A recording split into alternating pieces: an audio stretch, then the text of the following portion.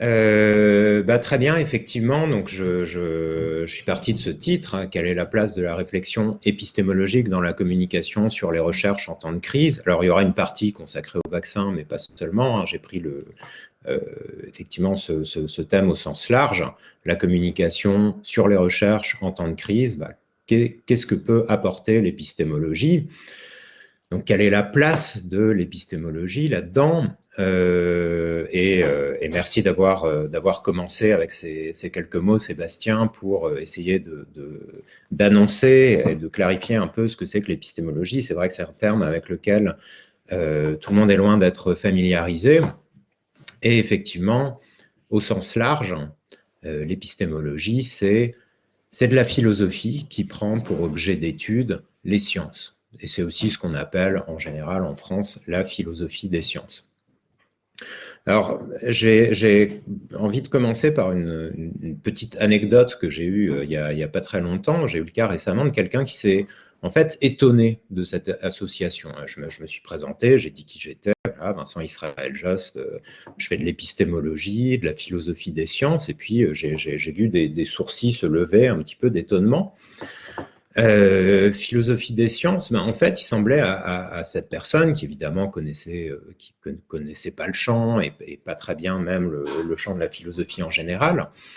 Il semblait à cette personne que l'association des deux mots, des deux notions, donc des deux champs, philosophie d'un côté, science de l'autre, était en quelque sorte antinomique. Avec d'un côté la science, qu'on sait être, en tout cas, avoir une visée très rigoureuse, s'appuyer sur des méthodes bien éprouvées. Donc voilà, un peu cette image d'Épinal, du sérieux, de la rigueur scientifique, et puis d'un autre côté, une autre image d'Épinal, attachée cette fois à la philosophie, beaucoup plus flottante, pas du tout rattachée à une méthodologie, beaucoup moins rigoureuse, et donc pour cette personne-là, prétendre faire de la philosophie des sciences était un peu comme faire rentrer un carré dans un cercle ou vice-versa, je ne sais pas trop, mais en tout cas, il y avait une espèce d'inadéquation entre les deux champs. Et je crois que c'est justement dans une période de crise comme celle qu'on vit en ce moment qu'on peut comprendre tout l'intérêt qu'il y a à se tourner vers cette chose-là, vers l'épistémologie ou vers la philosophie des sciences. Tout d'abord, ce qu'il faut dire, c'est que la philosophie des sciences ou la philosophie en général, c'est une discipline académique, universitaire, qui est professionnalisée.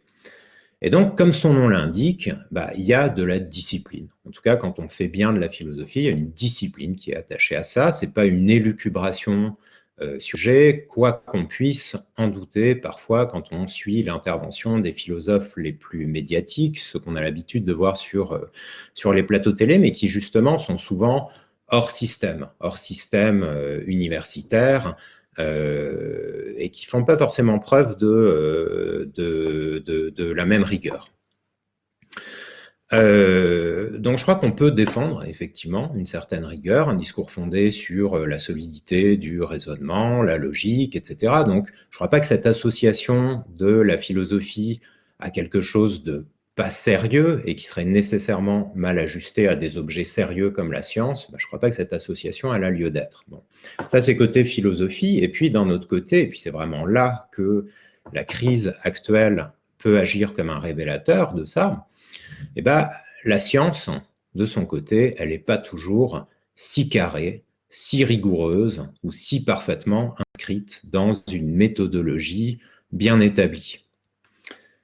Et donc, dans ces situations-là, qui sont typiques d'une crise, l'épistémologie peut vraiment nous servir à démêler certaines choses, certains nœuds, à mieux faire la part des choses dans les controverses, à mieux apprécier la position parfois discutable de certains scientifiques, etc. Bon, je vais évidemment approfondir tout ça, mais ça me semblait une bonne idée de commencer par ces traits extrêmement généraux encore à ce point.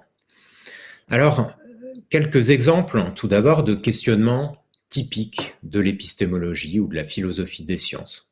Et d'abord celui-ci, enfin c'est cette espèce de gros pavé, une question qu'on pose peut-être pas si souvent, qu'est-ce que c'est que la science? Comment on la définit? C'est quoi la science? Comment est-ce qu'on crée, comment est-ce qu'on trace des frontières entre ce qui relève de la science, des choses évidentes, des choses qu'on va immédiatement associer à de la science. Si je vous dis microbiologie ou physique des matériaux, oui, bien sûr, c'est de la science. Puis d'un autre côté, il y a des choses que immédiatement on ne va pas associer à de la science, c'est pas de la science. Si je vous dis poésie, astrologie, croyances religieuses, c'est pas de la science. Donc on voit bien qu'est-ce qui est de la science et qu'est-ce qui n'en est pas. Mais c'est pas toujours évident de dire pourquoi. Au fond, pourquoi est-ce que l'astrologie c'est pas de la science? Eh ben, ça demande déjà des réponses assez élaborées pour pouvoir dire en quoi les astrologues ne peuvent pas prétendre faire science. Et il en est de même pour les autres disciplines. Donc ça, par exemple, c'est des questions qui sont abordées explicitement en philosophie des sciences. C'est loin d'être les seules, bien sûr. C'est là encore une question extrêmement générale, peut-être la plus générale qui soit. Mais si vous prenez les scientifiques sont souvent plus dans une évidence par rapport à la notion de science. Donc ils savent ce que c'est, bien sûr, ils sont à l'intérieur, ils peuvent la reconnaître, ils peuvent dire ça c'est de la science, ça c'est pas de la science. Mais tout ça reste en général à un niveau implicite, sans vraiment s'expliquer à ce sujet, et souvent même sans explicitement poser la question. Et de même, ils sont rarement amenés à discuter les raisons pour lesquelles tel ou tel domaine ou telle approche serait non scientifique. Leur métier, c'est de faire de la science, et le métier des philosophes des sciences consiste à pointer des difficultés dans ces pratiques, à expliciter des problèmes et à tenter d'y voir plus clair quand la situation devient un peu confuse. Alors, bien entendu, la confusion, elle existe en science, sans doute dans chaque discipline, et ce, sans forcément qu'on soit en période de crise. Et c'est d'ailleurs une bonne nouvelle pour nous, les philosophes des sciences, c'est qu'on peut être philosophe des sciences en dehors des périodes de crise sanitaire, comme celle qu'on vit en ce moment, qui crée effectivement de la confusion. On va le voir, je vais bien sûr approfondir ça dans un instant. Cette confusion, elle existe en général. On peut trouver des questions, des problèmes, des tensions, des controverses en sciences à peu près dans tous les domaines et à toutes les époques. Mais comme je le disais, donc la crise que nous traversons agit comme un révélateur des confusions, des tensions et donc toutes sortes de problèmes qu'on peut rencontrer en sciences, tout simplement en premier lieu parce qu'elle les a rendus publics. Alors, d'une part, le public est fortement concerné par tout ce que la science peut faire pour combattre le virus et la maladie. Le public espère que la science va pouvoir arriver avec des solutions sous différentes formes, sous forme d'abord d'information. C'est la science qui va apporter des réponses à des questions comme comment est-ce que le virus se transmet, quelles sont les situations à éviter, est-ce que le masque est utile et dans quelles circonstances. C'est la science aussi qui va éventuellement prouver que des médicaments sont utiles pour soigner la maladie. C'est la science qui va faire progresser la prise en charge des malades, quand intubés par exemple. C'est évidemment encore une question scientifique que celle des vaccins. Et donc le public suit tout ça, il cherche parfois de l'information, ce qui est sûr, c'est qu'il reçoit davantage que d'habitude énormément d'informations qui touchent à ces sujets scientifiques par rapport à lorsqu'il n'y a pas de crise. Et donc que, bien sûr, dans ces périodes, la science suit son cours, mais toujours de manière beaucoup plus distante, beaucoup plus masquée des yeux du public. Et puis, d'autre part, il y a aussi eu des facteurs de confusion qui ont échauffé le public, qui l'ont incité à en savoir plus ou à se situer dans des positionnements souvent binaires. Donc, pour ou contre les restrictions de liberté, pour ou contre le confinement, pour ou contre le port du masque, pour ou contre l'hydroxychloroquine, pour ou contre le vaccin, et c'est justement ces deux derniers sujets sur lesquels je vais proposer de revenir pour montrer en quoi l'épistémologie peut éclairer, dans certains cas, le débat public. Donc ces deux sujets, hydroxychloroquine dans un premier temps, vaccin dans un deuxième temps. Alors, sur l'hydroxychloroquine, tout d'abord, évidemment, on se replonge il y a quelques mois, et il faut se souvenir de la situation du printemps dernier. Alors que la crainte de la pandémie montait fortement en France, on pouvait voir l'Italie déjà dans une situation catastrophique avec des centaines de morts par jour. Donc on commençait à se poser deux questions essentiellement, je pense toutes et tous. Comment ne pas attraper la Covid? Et puis si jamais je l'attrape, quelles sont mes chances d'en réchapper? Quelles sont les issues? Quels sont les traitements, la prise en charge, la médication, etc. Alors, rapidement, des essais cliniques ont été montés en France et dans le monde pour déterminer l'efficacité, dans un premier temps, de différents candidats à traitement, des antiviraux, qui avaient été repositionnés et dont on espérait qu'ils pouvaient avoir un effet contre le SARS-CoV-2. C'est devenu, là, un véritable sujet de recherche. On était dans une question de recherche. On a ces traitements, ces candidats. Est-ce que ça marche ou est-ce que ça ne marche pas? Ce sujet de recherche, il a été évidemment très suivi, très médiatisé. Et puis, en parallèle à ces efforts mondiaux pour tirer au clair la question de si nous disposions de médicaments efficaces, on se souvient qu'un personnage prenait vite une importance considérable dans le débat public, le professeur Raoult, bien sûr, qui prétendait dès le début, haut et fort, que la solution était déjà toute trouvée grâce à l'hydroxychloroquine, une molécule connue depuis longtemps, qu'on pouvait supposer être efficace au vu de quelques premiers articles chinois, et que l'on sait à peu près inoffensive. En très peu de temps, lui et son équipe publient une première étude, très fortement décriée par la communauté scientifique, car ne respectant pas des normes méthodologiques minimales. Cette étude sera pourtant utilisée à l'IHU Méditerranée comme preuve indiscutable que le traitement fonctionne, si bien que la notion même d'essai clinique qui poursuivrait l'effort d'essayer de prouver que ça marche ou que ça ne marche pas, ainsi que pour les autres molécules. Donc, cette notion d'essai clinique va être désormais balayée d'un revers de main par Didier Raoult, qui va la juger non pertinente, hors sujet, hors de propos. Alors c'est vrai que les arguments ne manquent pas. On a affaire à un médicament qui, comme toutes les autres molécules repositionnées par définition, existe déjà. Il n'y a pas de phase de conception, on l'a sous le coude. Il a un coût quasiment nul. Il ne peut pas relever d'une manœuvre d'un labo pour faire du profit, pour cette raison.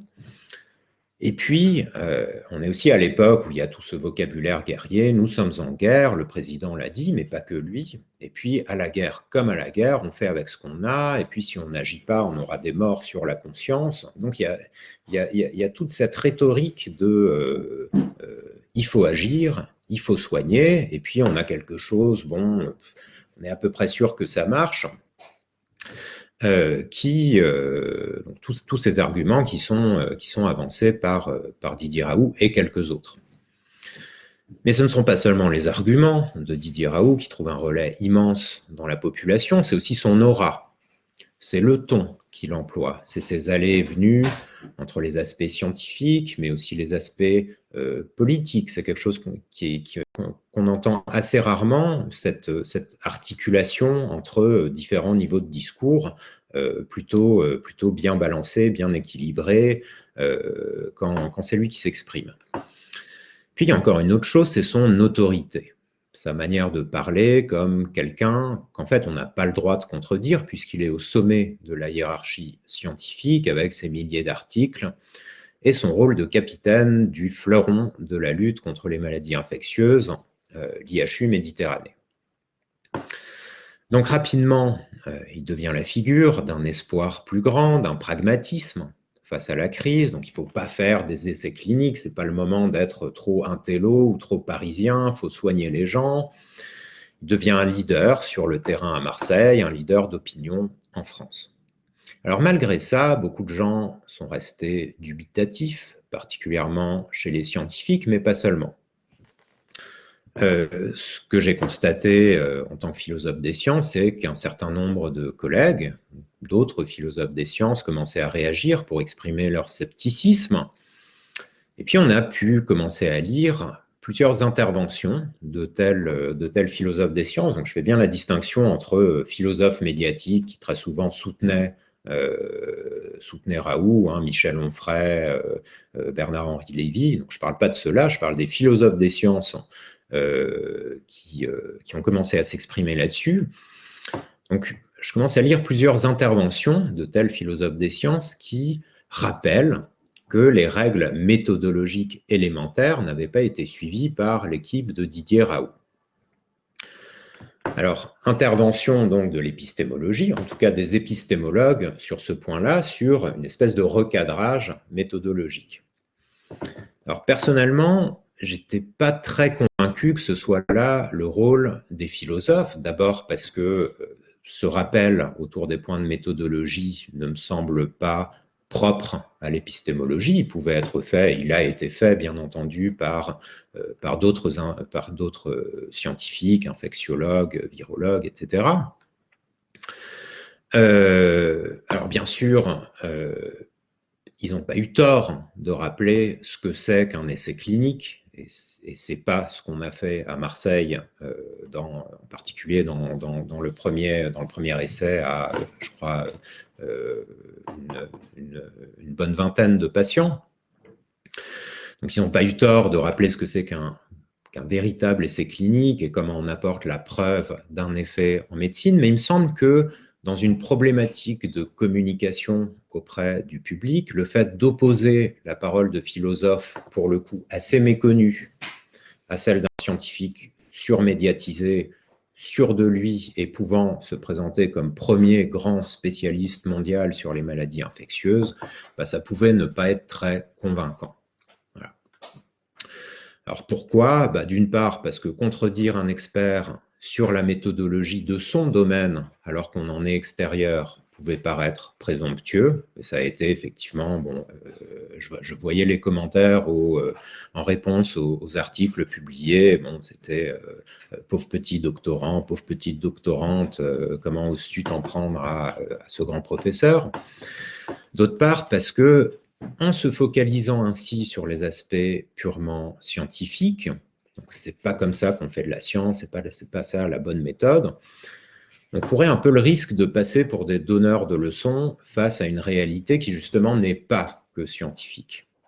Peut-être que c'était pas le moment d'être tatillon sur la méthodologie, alors qu'il y avait d'autres facteurs pragmatiques, d'urgence face à la situation, de médecine de guerre, des facteurs aussi de viser à rassurer les gens, à pouvoir leur dire qu'on les soigne, même si c'est un peu expérimental.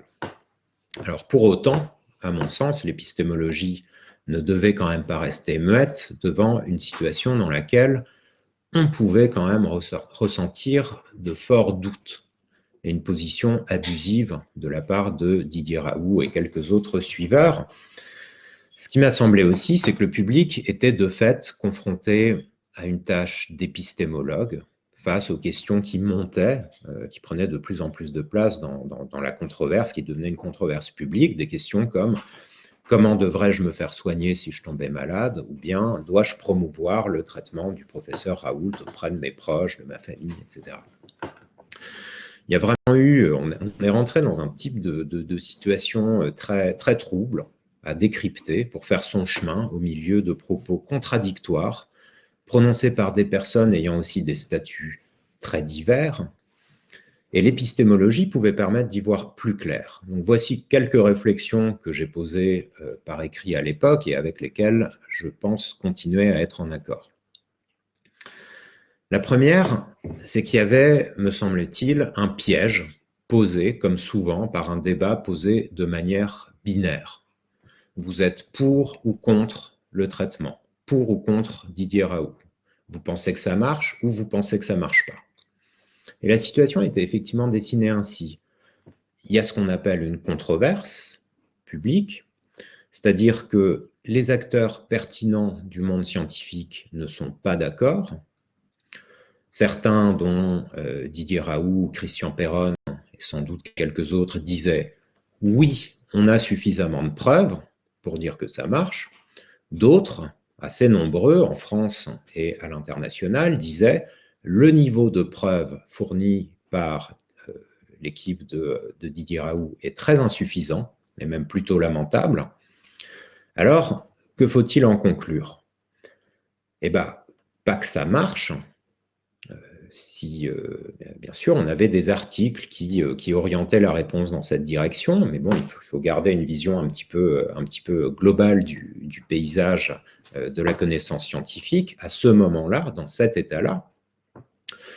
Pas non plus que ça ne marche pas, mais tout simplement qu'on ne sait pas, qu'on ne savait pas à l'époque, et ça a duré encore plusieurs mois par la suite, on ne savait pas si ça marchait ou si ça ne marchait pas. Certains prétendaient savoir que ça marchait, d'autres disaient « nous ne sommes pas convaincus ». D'un point de vue extérieur, donc si on n'était pas partie prenante, si on n'avait pas des données sous les yeux, qu'on regardait le paysage scientifique dans son ensemble, la situation était tout simplement celle d'une incertitude. Et c'est là, me semble-t-il, que l'épistémologie a pu intervenir en propre, en réaffirmant la nature sociale de la connaissance scientifique, c'est-à-dire l'idée qu'il n'y a de connaissance scientifique que si elle est partagée.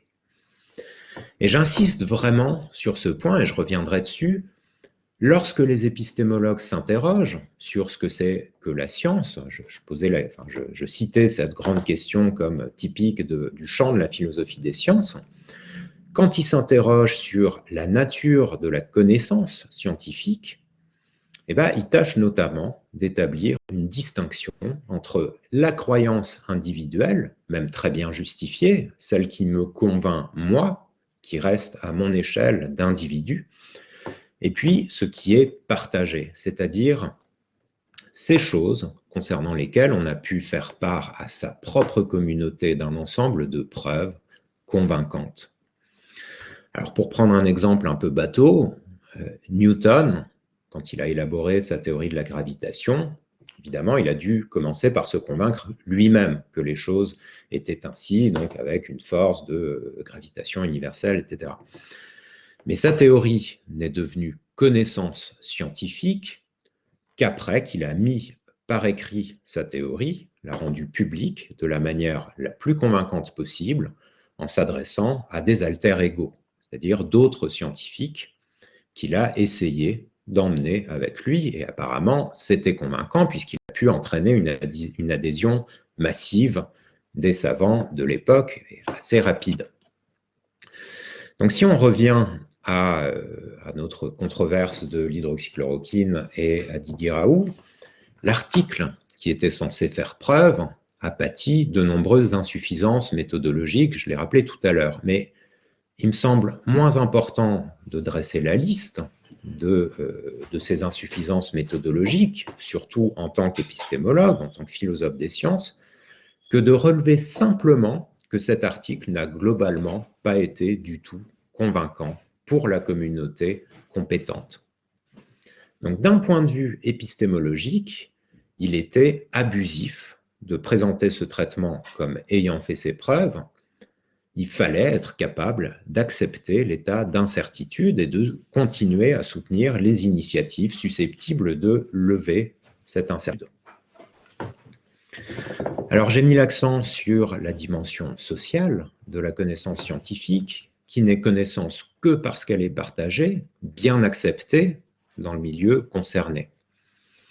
J'aimerais finir avec cet exemple de l'hydroxychloroquine en relevant que Didier Raoult avait un véritable programme épistémologique, lui aussi, puisqu'il répétait lors de nombreuses interventions que la connaissance scientifique C'était autre chose que cela. C'était autre chose que ce que je suis en train de rappeler. Donc, c'est cette espèce d'accord, d'assez vaste accord au sein d'une communauté scientifique. Au contraire, pour lui, la connaissance scientifique, excusez-moi, c'était l'avis des meilleurs spécialistes, c'est-à-dire essentiellement de lui-même. On l'a vu intervenir sur la chaîne de l'IHU Méditerranée en faisant la démonstration d'un outil en ligne permettant d'identifier les meilleurs experts d'un domaine, outil qui permet selon lui de s'en sortir en cas de controverse. Il suffit de s'en remettre au plus fort, donc à l'expert numéro 1. Bien entendu, cet outil le désignait à cette place. On l'a vu en séminaire affirmer que le consensus n'avait absolument pas sa place en science, que c'était absurde de vouloir faire consensus. Mais moi, ce que je comprends, c'est alors c'est absurde de s'abaisser à faire œuvre de convaincre ses pairs. Et en tant qu'épistémologue, je ne suis pas d'accord. Je pense que science et démocratie sont fortement liées, justement à cause du caractère social de la connaissance scientifique. On n'a pas besoin de faire consensus, de rallier 100% des voix autour de soi, mais on a besoin de convaincre une large majorité de sa communauté, qui que l'on soit. Donc en conclusion, une lecture épistémologique de la situation montrait qu'il n'y avait rien à redire sur le fait d'employer un traitement expérimental sans trop savoir s'il fonctionnait, mais qu'il était en revanche totalement abusif de présenter ce traitement comme ayant fait ses preuves, au risque de troubler à la fois les patients, les essais cliniques et donc de retarder les réponses que nous avons fini par avoir depuis. Il ne nous faut compter sur aucun de ces antiviraux repositionnés. Et bien entendu, si l'hydroxychloroquine avait fonctionné, enfin si on avait appris dans les mois qui ont suivi que, en effet, l'hydroxychloroquine, ça marche bien, ça aurait été exactement la même chose. On aurait pu l'utiliser tout en disant que c'est ce qu'on pense avoir de mieux sous la main, mais dans l'attente de résultats, sans rien affirmer de catégorique à son sujet. J'arrête là pour ces quelques réflexions sur la manière dont l'épistémologie pouvait intervenir dans la lecture de la controverse sur l'hydroxychloroquine, et donc aussi dans la communication auprès du public, pour maintenant me tourner dans un deuxième temps sur, cette fois-ci, la question des vaccins.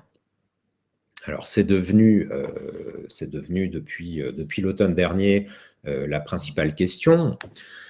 Comment est-ce que l'épistémologie a pu intervenir jusqu'ici sur ce volet qui constitue de plus en plus le principal horizon de sortie de crise? La situation est ici très différente par rapport à celle de l'hydroxychloroquine, car il n'y a pas eu, à mon sens, de controverse à proprement parler scientifique, c'est-à-dire, par exemple, des infectiologues qui se contrediraient sur les résultats des vaccins et nous forceraient au même travail que celui sur l'hydroxychloroquine, donc consistant à peser la parole des uns et des autres, par exemple. Plutôt ici, et ça a été déjà discuté, malheureusement, je n'ai pas assisté aux sessions de ce matin, mais à celle qui m'a précédé, le principal problème qui a été soulevé au départ était dû à ce qu'on appelle l'hésitation vaccinale, c'est-à-dire la résistance massive, en France particulièrement, des individus face à la vaccination. Devant cette méfiance, la crainte était que des vaccins efficaces et non dangereux soient refusés par une large part de la population, condamnant ainsi le succès de la campagne et retardant d'autant un possible retour à la normale. Et donc on peut tenter d'identifier ce que l'épistémologie peut apporter en termes de communication pour convaincre les hésitants, à supposer que les vaccins démontrent de bons résultats, ce qui semble être le cas. Alors, cette hésitation vaccinale, on peut tout d'abord l'analyser à plusieurs niveaux. Il y a tout d'abord la question la plus générale qu'on peut se poser. Y a-t-il une légitimité à la résistance à la vaccination en général? Donc on n'est pas là sur les vaccins Covid ou sur certains vaccins Covid. Est-ce que cette question, est-ce que cette résistance à la vaccination peut être posée légitimement dans le cadre le plus général. Est-ce qu'on a de bonnes raisons pour lesquelles la vaccination, en principe, peut être discréditée? Alors là-dessus, ce serait peut-être moins à l'épistémologie de répondre qu'à l'histoire des sciences, l'histoire de la médecine, l'histoire des maladies infectieuses, puisque c'est une question factuelle sur les succès passés de la vaccination, qui sont tout de même, pour ce que je peux en voir, mais évidemment c'est pas même, très convaincants, éradication ou mise sous contrôle de maladies comme la variole, la polio, la rougeole et bien d'autres. Si on consulte ces données à caractère historique, c'est aussi pour constater qu'il y a eu des effets indésirables, mais lorsqu'on les met en balance avec les succès, l'histoire de la vaccination est incontestablement l'une des plus grandes success stories de la médecine. Donc il me semble que les études sur les sciences, disons l'histoire des sciences, la sociologie aussi, l'anthropologie, peuvent être mobilisées pour contrecarrer la résistance à la vaccination en général, à ce premier niveau. En complément à ces premières réflexions sur ce plus large niveau de généralité, peut-être que la résistance à la vaccination s'explique par un retournement du curatif vers le préventif et touche aussi à la psychologie, à une résistance à agir contre quelque chose qui n'est pas là, alors que l'on prendrait volontiers des médicaments pour soigner une maladie qui est là et qu'on sent. Dans le même ordre d'idées, il y aurait une résistance à accepter des mesures collectives qui sont rapportées à un contrôle abusif des corps et des populations, et donc au thème du biopouvoir. Et donc, pour intéressantes que soient ces différentes pistes, on voit qu'on s'éloigne aussi de l'apport proprement épistémologique. Donc, j'ai pas l'impression que l'épistémologie ait grand-chose à dire à ce niveau de généralité. Alors, on peut poursuivre et s'avancer un petit peu plus, par exemple en posant la question, y a-t-il des raisons de douter des chiffres avancés par les laboratoires qui semblent trop beaux pour être vrais, en particulier ces nouveaux vaccins de Pfizer et Moderna? Alors ici, on peut répondre que la possibilité pour que ces chiffres soient inventés ou manipulés est très faible, étant donné la manière dont tout cela est scruté par la Terre entière. Donc plutôt que de s'interroger sur des données frauduleuses, il est peut-être plus constructif de se demander quelles sont encore les zones d'ombre de la connaissance sur les vaccins. Premièrement, il y a tout ce qui n'a pas été testé ou seulement partiellement testé. Par exemple, découper les populations par tranche d'âge, par catégorie de personnes. On sait que les chiffres ne sont pas complètement disponibles sur les personnes âgées ou sur les jeunes, donc qu'en est-il de ces populations? Donc effectivement, il y a déjà cette question qu'on peut soulever. Autre question, ça a été rappelé tout à l'heure aussi, ne répond qu'à un critère de protection devant les formes graves de la maladie et non de transmission du virus. Donc, ont-ils un effet pour limiter, voire empêcher la transmission? Ça, c'est aussi une question qu'on peut se poser. En somme, l'épistémologie part quand même de l'idée que l'entreprise scientifique est globalement honnête, alors sans naïveté, hein, on a bien conscience que, on ne va pas masquer tous les cas de scandale pharmacologiques qui ont déjà été repérés. Simplement, ce n'est pas très constructif d'élaborer des scénarios hypothétiques qui peuvent assez vite nous faire dériver vers le complotisme. En revanche, ça vaut plutôt la peine d'identifier les zones d'ombre et d'attendre des réponses à leur sujet ou de solliciter des réponses donc, sur ces questions encore pas complètement résolues. Donc, on pourrait dire que l'approche épistémologique encouragerait plutôt à poser les bonnes questions et à identifier les dernières zones d'ombre existantes concernant les données déjà disponibles. Alors une autre inquiétude liée à l'hésitation vaccinale dans la crise actuelle porte sur les nouveaux types de vaccins qui sont aujourd'hui apparemment les plus efficaces, à en croire les chiffres disponibles pour le moment, ceux à technologie d'ARN messager. Puis on voit circuler toutes sortes de commentaires à leur sujet, on s'injecte des OGM, les règles de sécurité sont bafouées, on n'a pas de recul, etc. Alors que répondre à cela?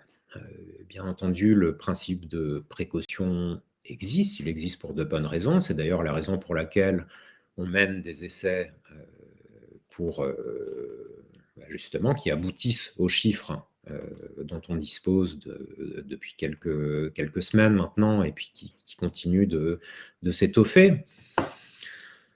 Une chose était sûre au terme de ces essais, et l'est encore davantage jour après jour, les effets indésirables semblent rares et peu marqués dans les semaines qui suivent l'injection. Quand on recule, quant à la question d'avoir le recul à plus long terme, par définition, on n'en disposera pas avant un temps long, donc à nous de voir. Ajoutons que ces techniques vaccinales sont développées depuis plusieurs années et que la rapidité de conception est aussi le fruit d'une expérience déjà acquise dans d'autres contextes. Et l'on peut là aussi être assez rassuré. Mais encore une fois, on peut remarquer qu'ici, les réponses que j'apporte relèvent peut-être moins de l'épistémologie, c'est moins l'épistémologie qui intervient que, je dirais, un discours informé sur la science qui vise à dépasser les premières impressions, à s'informer en faisant attention aux sources, etc. En résumé, ce qu'on constate, on a affaire à des anti-vaccins par exemple, c'est qu'il s'agit le plus souvent de discours pseudo-scientifiques qui pointent par exemple un risque particulier lié à un vaccin, parfois articles scientifiques à l'appui, mais qui omet de citer les nombreux autres articles qui y ont répondu. On constate aussi qu'il y a un activisme sur les forums médicaux visant à multiplier les liens vers des sites qui sont tenus par des gens se faisant passer pour des spécialistes, mais qui n'en sont pas. Ce qu'on voit, c'est également des arguments souvent brumeux qui accentuent le risque de certains ingrédients au mépris des études de sécurité pourtant réalisées, ou encore qui s'appuient sur le bon sens. Par exemple, le caractère non naturel des vaccins, dans une dichotomie simpliste qui identifie le naturel au bon et l'artificiel au mauvais en toutes circonstances, comme s'il n'y avait pas de poison naturel et de produits totalement sans danger, voire bénéfiques, et qui requièrent pourtant de nombreuses étapes de fabrication. Donc sur le volet des vaccins, il me semble que l'épistémologie peut intervenir au moins pour disqualifier certains discours et certains acteurs qui ne font pas partie du champ scientifique et se font pourtant passer pour des spécialistes. Pour pondérer un petit peu ça, enfin relativiser, disons, le rôle que peut jouer l'épistémologie actuellement sur la question des vaccins, bon, on comprend qu'il y a beaucoup d'émotions sur ce sujet, qu'il y a aussi forcément des limites quant à la compréhension que la moyenne des gens peuvent avoir des principes de la vaccination et notamment des techniques les plus récentes. Et je m'inclus bien sûr parmi ces gens dont la compréhension est limitée. Je crois qu'en dernière analyse, le ressort de la défiance vaccinale tient peut-être moins aux arguments avancés par les anti-vaccins qu'à une défiance vis-à-vis des institutions aussi bien médicales que politiques. Et dans ces conditions, la confiance ne peut pas, à mon sens, se regagner juste à coup de médiation scientifique bien menée ou de messages à caractère didactique. Et en fait, je m'attends davantage à ce que l'hésitation vaccinale ne soit pas levée par des discours, par de la communication, mais bien plutôt par la force d'une campagne de vaccination mondiale qui va probablement apporter aux plus hésitants de bonnes raisons de garder un peu de confiance envers tous ceux qui auront contribué à la possibilité de vacciner les populations, donc les scientifiques, les laboratoires, les organismes de santé, les gouvernements, etc. Mais pour conclure, dans l'ensemble, j'ai trouvé que le sujet de la vaccination était peut-être un peu plus fuyant, qu'il échappait davantage à l'approche épistémologique que l'exemple que j'ai développé en premier de l'hydroxychloroquine. Peut-être parce que les difficultés qu'on y affronte relèvent moins du scientifique, et encore une fois, en particulier, il n'y a pas eu véritablement de controverse entre scientifiques sur le sujet, et que on constate que les difficultés sont peut-être plus d'ordre logistique, relèvent aussi du politique, de l'éthique, avec bien sûr les questions de priorisation notamment, ou bien d'égalité d'accès aux vaccins entre pays riches et pauvres. Donc voilà, je vais m'arrêter là pour laisser place aux questions. Merci beaucoup. Merci beaucoup, Vincent. J'encourage voilà, les auditeurs, là, les internautes à poser des questions. Je vais poser quelques premières questions et puis ensuite, les internautes vont pouvoir probablement aussi réagir sur ton intervention. Déjà, je pense que voilà, ce que tu nous dis montre bien qu'on peut difficilement faire l'économie d'une réflexion sur les sciences elles-mêmes quand on essaye de parler de la communication et de la médiation sur une question aussi sensible que celle du vaccin ou que celle des traitements euh, euh, dans le cadre d'une épidémie comme celle qu'on connaît actuellement. Moi, j'aurais trois grandes peut-être remarques ou questions sur lesquelles tu pourras probablement réagir. Et je vois qu'un internaute pose aussi une question qui est tout à fait cohérente avec ce sur quoi je voulais t'interroger. Donc Dominique M dit qu'il s'agirait de s'interroger sur les zones d'ombre. S'interroger sur les zones d'ombre nécessite d'être éclairé sur ce qui peut l'être. Voilà. Donc cette dichotomie, et là, cette ombre et lumière entre ce qu'on sait et ce qu'on ne sait pas, comment communiquer sur ce qu'on ne sait pas, par définition, puisqu'on ne le sait pas, on peut définir une frontière peut-être de la science, quelque chose comme ça, entre, d'une part, il y a peut-être plusieurs types de choses qu'on ne sait pas, c'est-à-dire il y a ce qu'on ne sait pas et ce qu'on pourra savoir dans un avenir proche, à l'aide d'études scientifiques, de nouvelles techniques scientifiques. Et puis il y a peut-être ce qu'on ne sait pas et ce qu'on ne saura jamais scientifiquement, ce qui échappe au domaine de la science. Et par exemple, l'évaluation des priorités politiques, l'évaluation de la valeur de la vie humaine, l'évaluation de savoir si on ouvre les écoles, si on les ferme, par rapport au risque de déscolarisation, etc.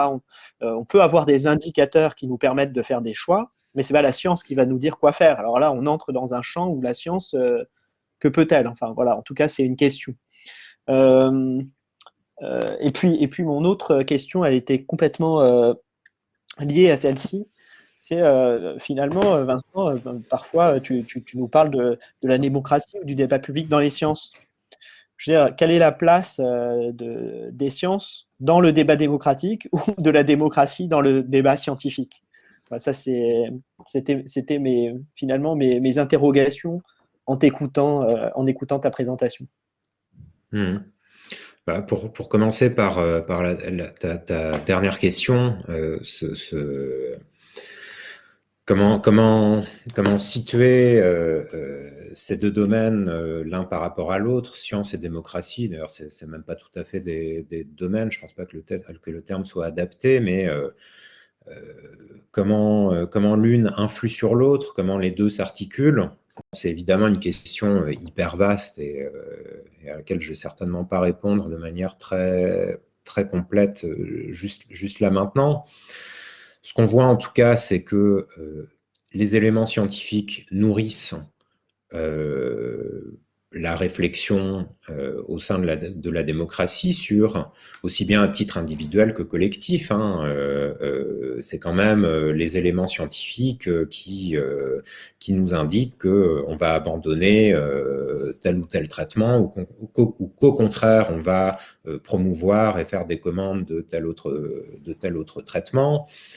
C'est des éléments scientifiques qui nous permettent, à titre individuel, d'essayer de nous informer, d'essayer de faire notre chemin. En fait, comme j'ai dit au début de mon intervention, je crois que ce soit sur la question des vaccins ou sur la question des antiviraux au printemps dernier, presque tout un chacun s'est vu devenir épistémologue, s'est vu devoir décrypter, dénouer une situation pas très compréhensible. Et je comprends que beaucoup de gens aient eu du mal, hein. Je veux dire, je jette pas du tout la pierre à tous ceux qui se sont jetés à corps perdu sur l'hydroxychloroquine, sur le professeur Raoult. Tout ça faisait partie des éléments proprement scientifiques dont essayait de se nourrir la démocratie avide d'informations, de connaissances. Et donc, comment dire, cette direction, elle me paraît absolument indispensable. Ce que j'ai peut-être davantage discuté, parce que je pense que ça mérite vraiment d'être réaffirmé avec son, c'est que la science est elle-même et doit elle-même cultiver aussi la démocratie en son sein. C'est-à-dire que, enfin, pour moi, l'épisode Didier Raoult, finalement, au-delà de l'hydroxychloroquine, son caractère le plus intéressant pour l'épistémologue que je suis, ça a été de nous confronter à un modèle de la science complètement pyramidal, très très hiérarchisé, avec, je l'ai dit suffisamment de fois, à son sommet un certain Didier Raoult, en tout cas sur le volet de l'infectiologie. Et ça a très bien pris. Enfin, en tout cas, j'ai vu beaucoup de personnes adhérer, enfin, que ça ne choquait pas de voir proposer un modèle de science articulé de cette manière. Et ça me paraît dangereux. Ça me paraît dangereux d'abord parce que c'est pas comme ça que ça fonctionne en principe et depuis très longtemps. Enfin, il y a quand même toute une série de garde-fous qui existent pour assurer une composante très fortement démocratique dans les sciences. C'est pour ça qu'on a des revues qui sont censées être indépendantes, avec des comités de lecture qui sont censés être indépendants. On essaie de garantir ça au maximum, hein. Je ne dis pas que c'est parfait, mais au moins, en termes d'idéal, tout ça a le mérite d'exister. On anonymise les articles qui sont soumis à ces revues pour qu'on n'accorde pas plus de crédit à l'équipe qui envoie un article de Harvard qu'à celle qui envoie un article d'une équipe complètement inconnue au Kazakhstan. Donc, c'est pas pour rien que tout ça existe. C'est parce que le modèle pyramidal, c'est pas le meilleur, loin de là. Donc, pour finir de répondre à ta question, Sébastien, en tout cas, enfin, s'il y a une chose sur laquelle j'ai envie de vraiment porter un message, c'est défendons le volet véritablement démocratique au sein des sciences. Sur les autres questions, les autres interventions, donc s'interroger sur les zones d'ombre nécessite d'être éclairé sur ce qui peut l'être. Je suis d'accord que enfin, c'est pour ça que je suis à la fois un petit peu embêté de dire c'est le rôle de l'épistémologue de pointer les zones d'ombre. Voilà, je disais par exemple, on a des chiffres sur l'efficacité des vaccins, hein, de l'ordre de 95%, mais si on gratte un peu, si on essaye d'aller plus loin, on a envie de poser la question, ah oui, mais qu'est-ce qu'on sait sur de l'efficacité des vaccins sur la transmission? Qu'est-ce qu'on sait de l'efficacité des vaccins chez les personnes âgées, chez les jeunes? Donc, c'est à la fois le rôle de gens comme les épistémologues, dont on peut dire qu'ils sont éclairés quand même dans une certaine mesure sur ces questions. Encore une fois, c'est des philosophes des sciences, donc c'est des gens qui sont en prise avec les sciences. Moi, j'ai un parcours de scientifique avant de devenir philosophe, et c'est très très souvent le cas des philosophes des sciences. Donc on est peut-être mieux capable que la moyenne de mettre le doigt sur ces zones d'ombre.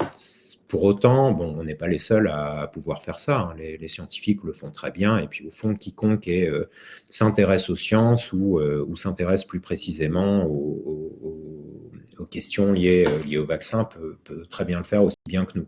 C'est pour ça que je disais aussi dans la deuxième partie sur les vaccins que le rôle proprement épistémologique, enfin de l'épistémologie, me paraît un peu moins clair que sur le premier versant, celui de la controverse hydroxychloroquine.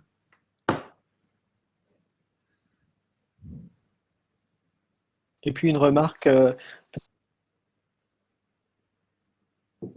elle nous dit « L'expertise en épistémologie est-elle isolable d'une réflexion sur la politique ?» Ces remarques finales sur la défiance vis-à-vis du système fait que l'expertise épistémologique même devient de plus en plus fuyante, pour utiliser l'expression de Vincent Israël Jost. Ouais. L'expertise en épistémologie est-elle isolable d'une réflexion sur la politique? J'aurais quand même fortement tendance à dire non, en tout cas sur toute cette crise-là. Je veux dire, on est tellement vite ramené à la question de l'action aussi, de l'action politique qui va dériver de la connaissance scientifique. On est vraiment dans une articulation très très serrée entre science et politique. On l'a rappelé aussi avec le conseil scientifique, hein, qui est là vraiment aussi pour faire un peu de tampon entre connaissances scientifiques et monde politique. Donc, bon, au moins sur ces moments de crise-là, j'aurais tendance à dire que non, c'est pas tellement isolable, hein.